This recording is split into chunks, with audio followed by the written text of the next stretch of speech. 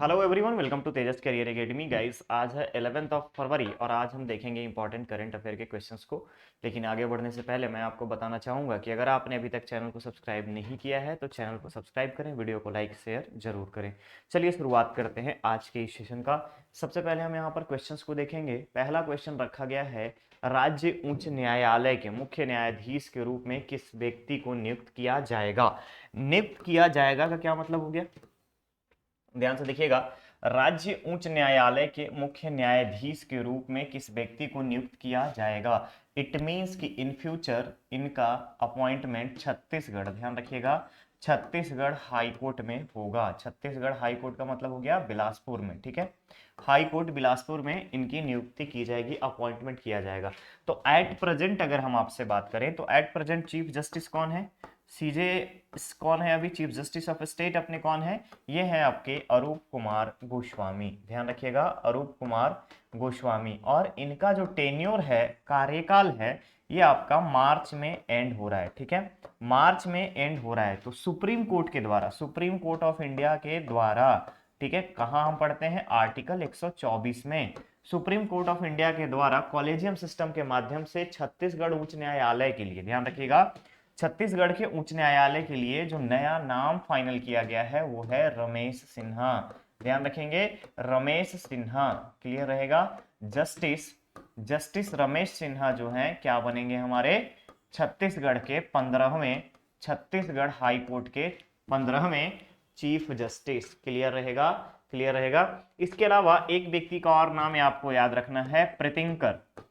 प्रीतिंकर, ध्यान रखिएगा, प्रीतिंकर दिवाकर का नाम याद रखना है आपको। प्रीतिंकर दिवाकर का नाम याद रखना है, जो पहले हमारे छत्तीसगढ़ के हाई कोर्ट में जज थे, ठीक है, न्यायाधीश थे। और अब इनको कहां भेजा गया है, इलाहाबाद, इलाहाबाद हाई कोर्ट के मुख्य न्यायाधीश के रूप में। इलाहाबाद में हाई कोर्ट में उत्तर प्रदेश राज्य के मुख्य न्यायाधीश के रूप में, ठीक है, क्लियर रहेगा। मुख्य न्यायाधीश के रूप में इनको भेजा गया है।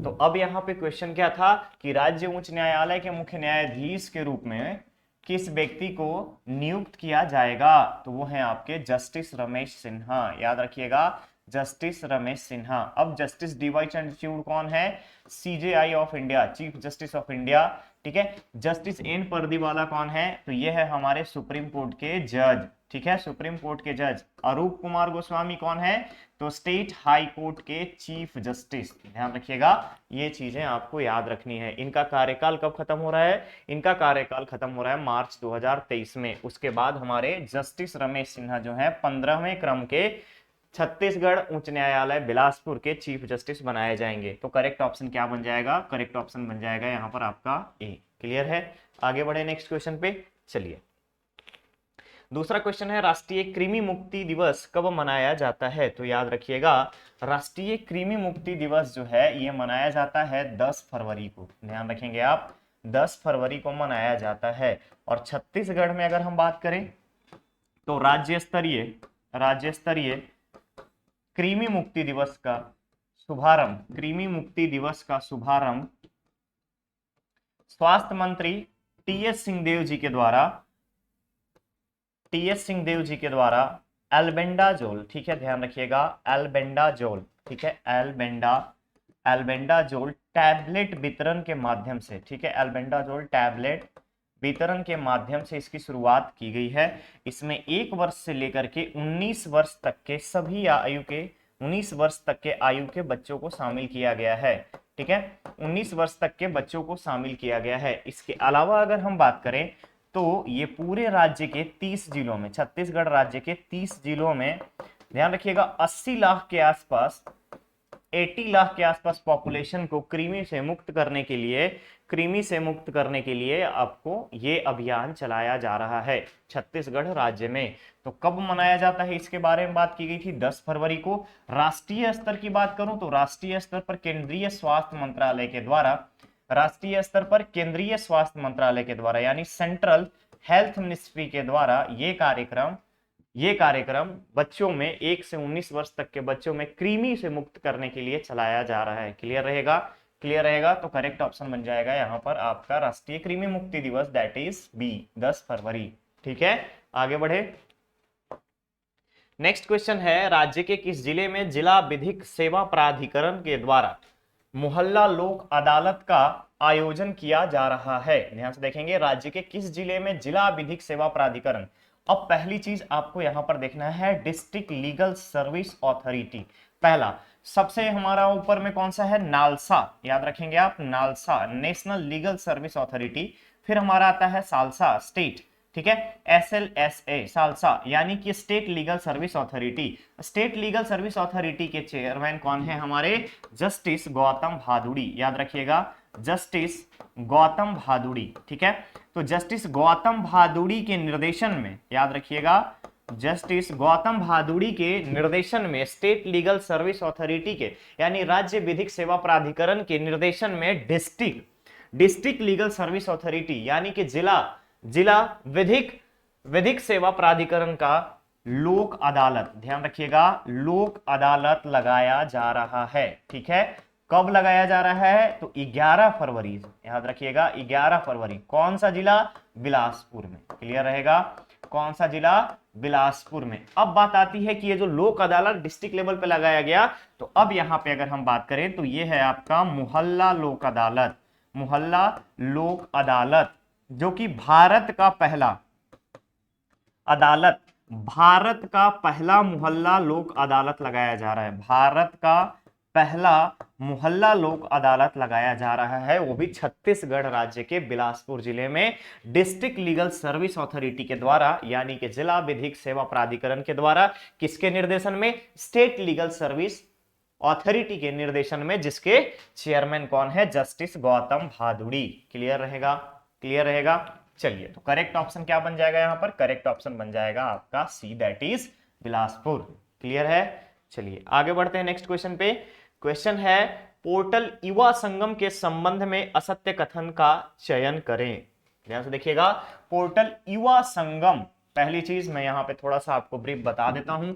युवा संगम, पहली चीज, युवा संगम किन किन मंत्रालयों का इसमें कंट्रीब्यूशन है, तो ध्यान रखिएगा, शिक्षा के बाद संस्कृति एवं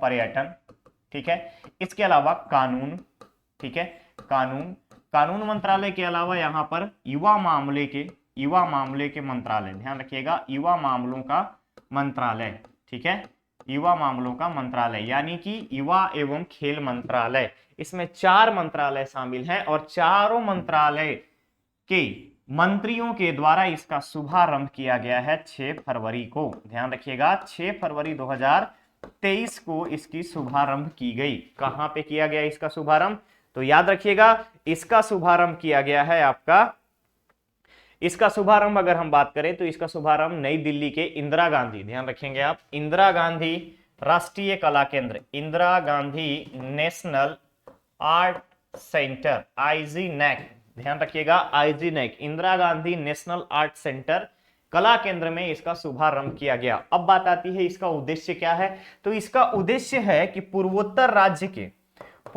राज्य के जितने भी युवा हैं, पूर्वोत्तर राज्य के युवाओं को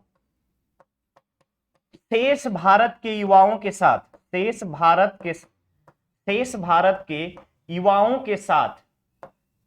के साथ संबंध को घनिष्ठ बनाना, ध्यान रखिएगा, संबंध को बढ़ाना या घनिष्ठ बनाना इसका मुख्य उद्देश्य है इस युवा संगम पोर्टल का। क्लियर है। तो इतना बेसिक इंफॉर्मेशन। अब हम आते हैं अपने क्वेश्चन पे कि असत्य कथन का चयन करना है। असत्य कथन ना, पहला है, इस पोर्टल का शुभारंभ 6 फरवरी 2023 को इंदिरा गांधी राष्ट्रीय कला केंद्र नई दिल्ली में लॉन्च किया गया। ठीक है, इस किया गया यानी लॉन्च नहीं होगा, यहाँ पे शुभारंभ किया गया। ठीक है, यानी कि फर्स्ट तो स्टेटमेंट करेक्ट है अकॉर्डिंग टू दिस, जो मैंने आपको बताया 6 फरवरी 2023 IG NAC न्यू दिल्ली में। ठीक है, दूसरा है, इस योजना को शिक्षा मंत्री धर्मेंद्र प्रधान, संस्कृति मंत्री जी किशन रेड्डी और युवा मामलों के मंत्री अनुराग ठाकुर द्वारा संयुक्त रूप से शुरू किया गया है। अब अनुराग ठाकुर के साथ साथ यहाँ पर कानून मंत्रालय किरण रिजिजू भी शामिल थे। ध्यान रखिएगा, किरण रिजिजू भी शामिल थे इसमें, कानून मंत्री भी इसमें शामिल थे। ठीक है, क्लियर रहेगा। तो ये स्टेटमेंट भी आपका सही है। असत्य कथन के बारे में बात हो रही थी। इस पोर्टल का मुख्य उद्देश्य पूर्वोत्तर क्षेत्र और शेष भारत के युवाओं के बीच घनिष्ठ संबंध बनाना है। ये स्टेटमेंट भी आपका सही है। तो असत्य कौन सा है? असत्य इनमें से कोई भी नहीं है। दैट इज डी ऑप्शन जो होगा यहां पर आपका सही होगा। आप युवा संगम पोर्टल के बारे में आप ध्यान रखिएगा, आगामी परीक्षा में युवा पोर्टल जो है इंपॉर्टेंट हो जाता है, क्योंकि यहाँ पे शिक्षा, युवा एवं खेल मंत्रालय, इसके अलावा अगर आप देखेंगे संस्कृति एवं पर्यटन, और साथ ही साथ लॉ मिनिस्ट्री भी इंक्लूडेड है। क्लियर रहेगा। तो करेक्ट ऑप्शन क्या बनेगा यहाँ पे? करेक्ट ऑप्शन बन जाएगा आपका डी। नेक्स्ट क्वेश्चन पे चलते हैं। क्वेश्चन है, किस भारतीय विश्वविद्यालय को यूनेस्को द्वारा, ध्यान से देखिएगा, किस भारतीय विश्वविद्यालय को यूनेस्को द्वारा दुनिया का पहला जीवित विरासत विश्वविद्यालय घोषित किया जाएगा? अभी घोषित हुई नहीं है, किया जाएगा। नाम डिक्लेयर कर दिया गया है, तो यूनेस्को, याद रखेंगे यूनेस्को। ठीक है, United Nation Educational Scientific Cultural Organisation, United Nation Educational Scientific Cultural Organisation. ठीक है, इसके द्वारा अगर हम बात करें तो हाल ही में विश्व भारती विश्वविद्यालय कोलकाता, विश्व भारती विश्वविद्यालय कोलकाता को, याद रखेंगे आप, कोलकाता को विश्व विरासत की लिस्ट में शामिल किया गया है और उसे जीवित विरासत के रूप में शामिल किया गया है। ठीक है, ध्यान रखिएगा, जीवित विरासत के रूप में, याद रखेंगे आप, जीवित विरासत के रूप में शामिल करने की बात कही गई है। अब बात आती है विश्व भारती विश्वविद्यालय की स्थापना किसने की? 1921 में रविंद्रनाथ टैगोर जी के द्वारा, रविंद्रनाथ टैगोर जी के द्वारा इसकी स्थापना की गई थी। ठीक है, रविंद्रनाथ टैगोर जी के द्वारा इसकी स्थापना की गई थी। उसके बाद आप रविंद्रनाथ टैगोर जी से आप एक चीज और याद रखेंगे कि 1913 में साहित्य का नोबेल पुरस्कार रविंद्रनाथ टैगोर जी को दिया गया था। 1913 में साहित्य का नोबेल पुरस्कार किसको दिया गया था? किसको दिया गया था? रविंद्रनाथ टैगोर जी को। अब जब नोबेल पुरस्कार की बात आती है तो नोबेल पुरस्कार की शुरुआत 1906, ठीक है, 1901 से इसकी शुरुआत की गई थी, 1901 से इसकी शुरुआत की गई थी। 1895 में अल्फ्रेड नोबेल की मृत्यु हो गई थी, ध्यान रखेंगे आप, अल्फ्रेड नोबेल की मृत्यु हो गई थी और उन्हीं की याद में नोबेल पुरस्कार 1901 चालू किया गया और 1913 में साहित्य का नोबेल रविंद्रनाथ टैगोर जी को दिया गया था। कौन सी कृति के लिए? गीतांजलि के लिए, याद रखेंगे आप, गीतांजलि के लिए। इसके अलावा अगर नोबेल पुरस्कार की सीरीज चल रही है तो एक चीज आपको और याद रखना है, 2022 का साहित्य का नोबेल पुरस्कार एनी एर्नो को दिया गया है, एनी एर्नो को दिया गया है। क्लियर रहेगा, इस चीज को आप याद रखेंगे। तो क्वेश्चन में पूछा जा रहा था दुनिया का पहला जीवित विरासत विश्वविद्यालय, तो विश्व भारती विश्वविद्यालय कोलकाता को। करेक्ट ऑप्शन यहां पर होगा आपका ए। ठीक है, सारी चीजें विजिबल है ना? ठीक, चलिए आगे बढ़े। दूसरा क्वेश्चन है, राज्य स्तरीय छत्तीसगढ़ साहित्य महोत्सव का आयोजन कब से कब तक किया जाएगा? तो राज्य स्तरीय छत्तीसगढ़ साहित्य महोत्सव, ध्यान से देखेंगे आप, छत्तीसगढ़ साहित्य महोत्सव, और छत्तीसगढ़ साहित्य महोत्सव के साथ साथ, ठीक है, साहित्य महोत्सव के साथ साथ राष्ट्रीय किताब मेला, याद रखिएगा, राष्ट्रीय पुस्तक मेला दोनों का आयोजन होगा, पुस्तक मेला दोनों का आयोजन होगा। और राष्ट्रीय पुस्तक मेला कौन से क्रम का होगा? 20वें क्रम का, ध्यान रखिएगा, 20वें क्रम का राष्ट्रीय पुस्तक मेला का आयोजन किया जाएगा और इसकी शुरुआत की जाएगी, ध्यान रखेंगे आप, इसकी शुरुआत की गई है 10 फरवरी से, 10 फरवरी से इसकी शुरुआत की गई है। कब तक चलेगी? 19 फरवरी तक, 19 फरवरी तक छत्तीसगढ़ राज्य साहित्य महोत्सव और राष्ट्रीय पुस्तक मेला, 20वें क्रम का राष्ट्रीय पुस्तक मेला 10 फरवरी से 19 फरवरी तक आयोजित की जाएगी। क्लियर है? तो करेक्ट ऑप्शन यहां पर बनेगा हमारा बी। क्लियर? चलिए आगे बढ़े नेक्स्ट क्वेश्चन पे।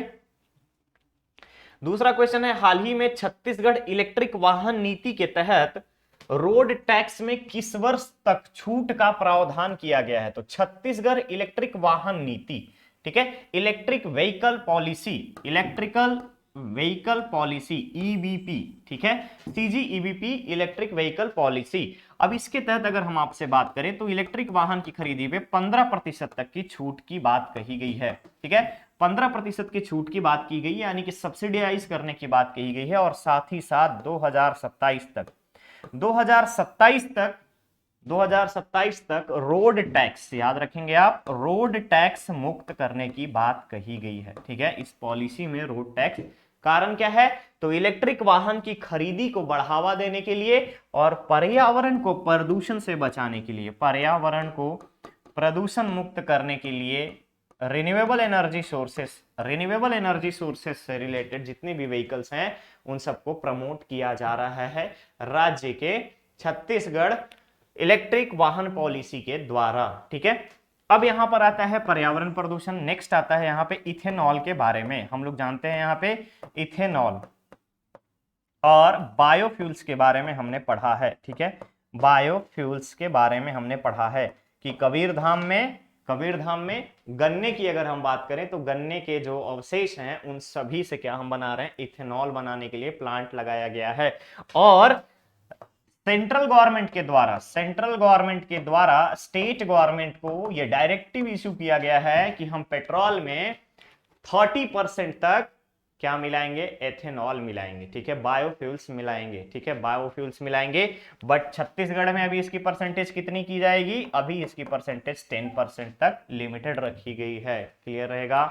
तो क्वेश्चन में पूछा जा रहा था किस वर्ष तक रोड टैक्स छूट देना है, 2027 तक। इसके अलावा एक चीज और याद रखिएगा, छत्तीसगढ़ में इस साल चुनावी वर्ष है, तो चुनावी वर्ष है तो ये आपका आखिरी बजट पेश होगा। ध्यान रखेंगे, आखिरी बजट पेश किया जाएगा राज्य सरकार के द्वारा, जो सिर्फ और सिर्फ चुनावी वर्ष को ध्यान में रखते हुए किया जाएगा। ओके, तो यहां पर करेक्ट ऑप्शन बन जाएगा आपका सी। आगे बढ़े नेक्स्ट क्वेश्चन पे। सुप्रीम कोर्ट में किन 2 नए जजों की नियुक्ति के बाद कुल संख्या 34 हो जाएगी। सुप्रीम कोर्ट में किन 2 नए जजों की नियुक्ति के बाद कुल संख्या 34 हो जाएगी। अब हम आते हैं हो जाएगी और कब थी, तो थी की अगर बात करें तो याद रखिएगा 2019 के सितंबर से लेके नवंबर तक की जो टाइम पीरियड थी, इसी में 34 थी संख्या। इसके बाद से रिक्त है और रिक्ति को कंप्लीट किया जाएगा 2023 में कॉलेजियम सिस्टम के माध्यम से सुप्रीम कोर्ट ऑफ इंडिया में 2 नए जज आएंगे, जिनका नाम है राजेश बिंदाल और आपके जस्टिस अरविंद कुमार। ध्यान रखिएगा, जस्टिस राजेश बिंदल, ठीक है, राजेश बिंदल और जस्टिस अरविंद कुमार। याद रखेंगे, जस्टिस अरविंद कुमार।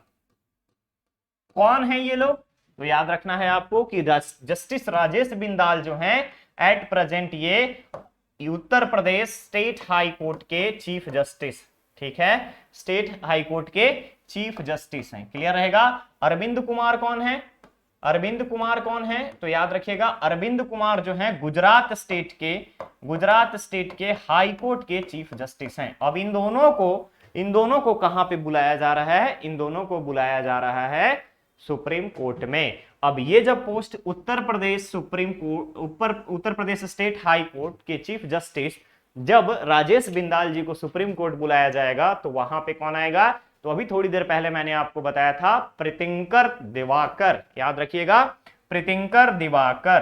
क्लियर रहेगा, प्रीतिंकर दिवाकर। तो यहां पर बोला जा रहा है किन 2 जजों की नियुक्ति के बाद यह संख्या 34 होगी, तो 34 होगी जस्टिस राजेश बिंदल और जस्टिस अरविंद कुमार की नियुक्ति के बाद। क्लियर है। करेक्ट ऑप्शन बन जाएगा यहां पर आपका डी। ठीक है, आगे बढ़ते हैं नेक्स्ट क्वेश्चन पे।